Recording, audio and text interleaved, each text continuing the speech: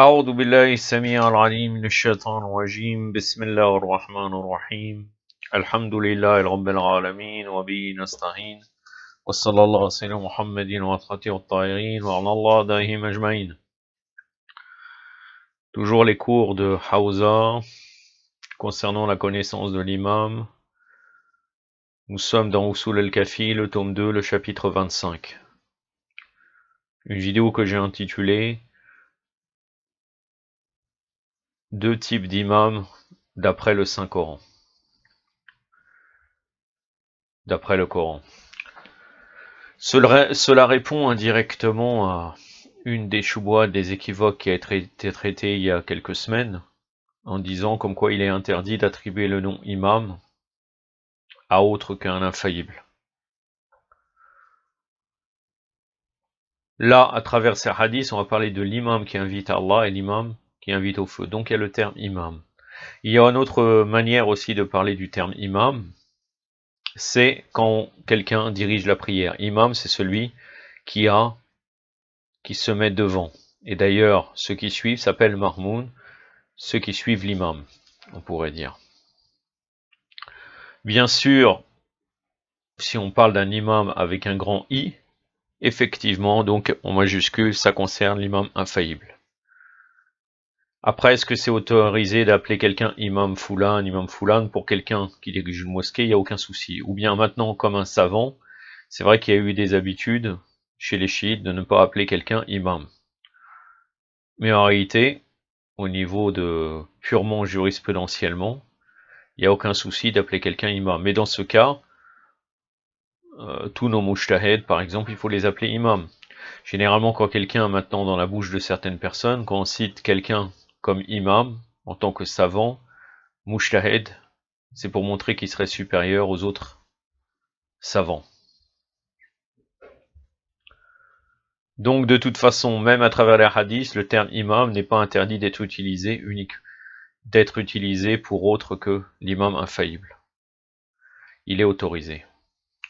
J'ai une parenthèse à vous donner, j'aurais pu vous en parler vers la fin. Je ne vais pas traiter de tous les chapitres dans Kitab al-Hujja concernant Kitab al-Hujja dans Al-Kafi concernant la connaissance de l'imam, car il y a certains chapitres qui ne correspondent pas vraiment à ce que nous avons besoin comme connaissance. Ça peut être des sujets qui sont autres. Donc quelquefois je vais sauter certains chapitres.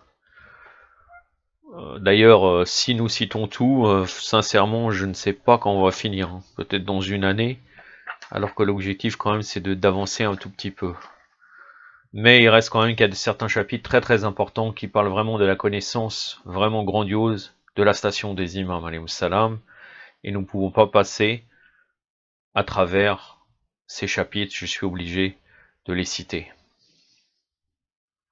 Donc dans ce chapitre 25, il y a deux hadiths, je vous cite les deux hadiths, car ces deux hadiths se complètent l'un et l'autre. Le hadith numéro 1, Mohammed ibn Yahya a rapporté cet hadith d'Ahmed ibn Muhammad, et lui de Hassan ibn Marboub, et lui d'Abdullah ibn al-Ghalib, et lui de Jaber, qui avait dit Abu Ja'far, c'est-à-dire l'imam Baqir alayhi salam, avait dit, lorsque le verset et rappelle le jour où nous appellerons chaque communauté par son imam, Surat al-Isra, le verset 71. Donc Surat al-Isra, c'est la surat appelée le voyage nocturne, ou bien elle est appelée aussi, elle a un autre nom, la surat Bani Israël. Le verset 71, c'est la surat numéro 17 du Saint-Coran.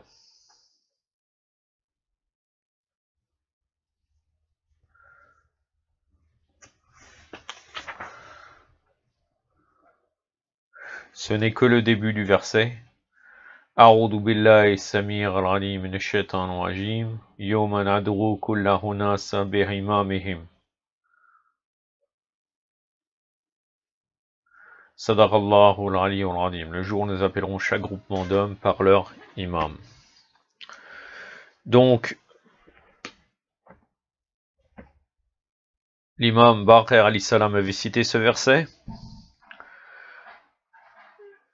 Et il rapporte une histoire qui date de l'époque du prophète sallallahu alayhi wa sallam. Donc lorsque le verset rappelle le jour où nous appellerons chaque communauté par son imam fut descendu, les musulmans dirent: Ô envoyé d'Allah, n'êtes-vous donc pas l'imam de tous les gens?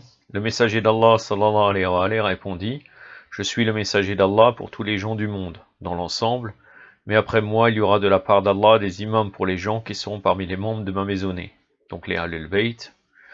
Ils se relèveront parmi les gens, mais seront appelés des menteurs, et les imams de la mécréance, donc là on utilise aussi le terme imam pour le côté négatif, les imams de la mécréance et de la fausse direction, et autrement dit de la perdition, et leurs suivants les opprimeront.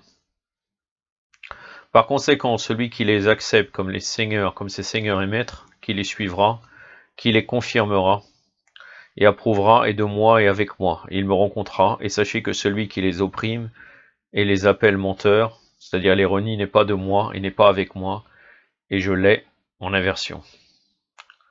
Le hadith numéro 2, Mohammed ibn Yahya a rapporté cet hadith d'Ahmed ibn Muhammad et lui de Muhammad ibn al-Hussein, et lui de Muhammad ibn Yahya, et lui de Talha ibn Zahid, qui avait dit: Abi Abdullah, c'est-à-dire l'imam Saleh alayhi salam, avait dit: les imams dans le livre d'Allah Azawajal sont divisés en deux sortes d'imams. Allah le béni l'Altissime a annoncé: nous en fîmes des imams qui guidaient par notre ordre. Surat al-Anbiya, le verset 73, donc la sourate des prophètes, le verset 73. C'est la sourate numéro 21 du Saint-Coran. C'est le début du verset seulement. A'udhu billahi samir al-alim minash shaitanir rajim wa jalnahu a'immatan yad'una bi amrina. Sadaqallahu al-aliyyul azim.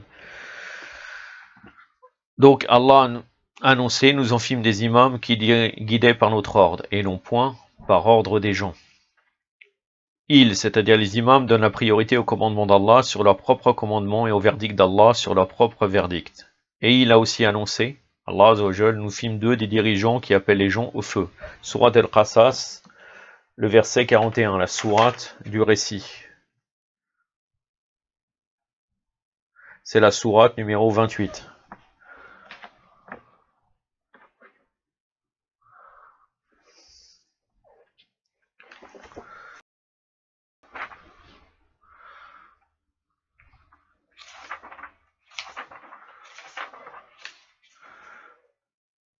Ce n'est que le début du verset. A'udhu billahi samir al-alim minash shaitanir rajim wa jalnahu a'immatan yad'una ila an-nar. Sadaqallahu al-aliyyul azim.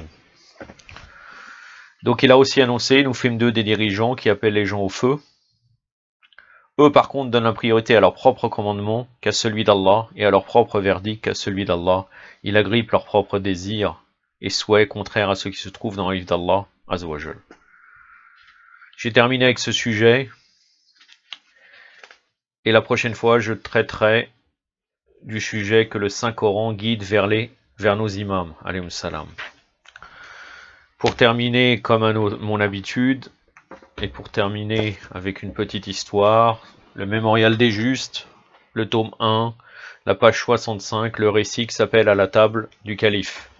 Sharik ibn Abdullah el-Nakhai, un des jurisconsultes réputés au second siècle de l'Hégire, était connu pour sa science et sa piété, et Mehdi ibn al-Mansour,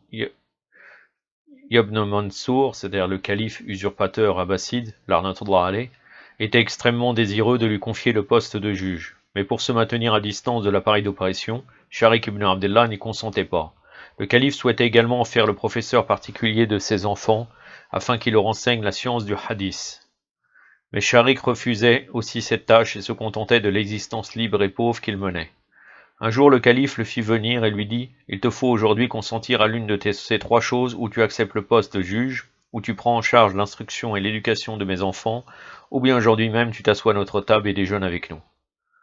Sharik réfléchit, il dit: puisque je suis contraint et forcé de ces trois tâches, le troisième n'est évidemment plus facile, donc il choisit de déjeuner à la table du calife. Sur ce, le calife ordonna au chef cuisinier de préparer ce jour-là pour Sharik les mets les plus délicieux. On apprêtera des mets multicolores à base de moelle, mélangés à du sucre, candi et à du miel, qui furent servis à table. Sharik, qui n'avait plus qui n'avait jusqu'alors ni mangé ni même vu de tel mets, mangea avec un grand appétit. J'en jure par Allah, murmura le maître d'hôtel au creux de l'oreille du calife, que cet homme ne verra plus le visage du salut. C'est-à-dire ils savent pertinemment, ces usurpateurs, à travers cette phrase qu'on comprend, qu'ils sont dans la perdition, puisqu'il dit clairement que Sharik ibn Abdullah, en ayant mangé comme ça, il ne verra plus le visage du salut. Ça montre vraiment qu'ils étaient vraiment des shayatines, des satans.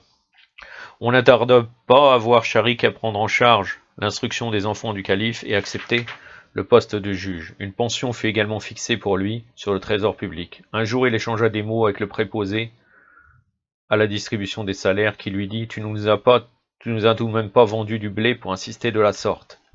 Je ne vous ai vendu mieux que du blé. Je vous ai vendu ma religion. » Allahumma salli ala Muhammad wa ali Muhammad. نكتفي بهذا القدر وصلى الله على سيدنا محمد وعلى آله الطاهرين والسلام عليكم ورحمة الله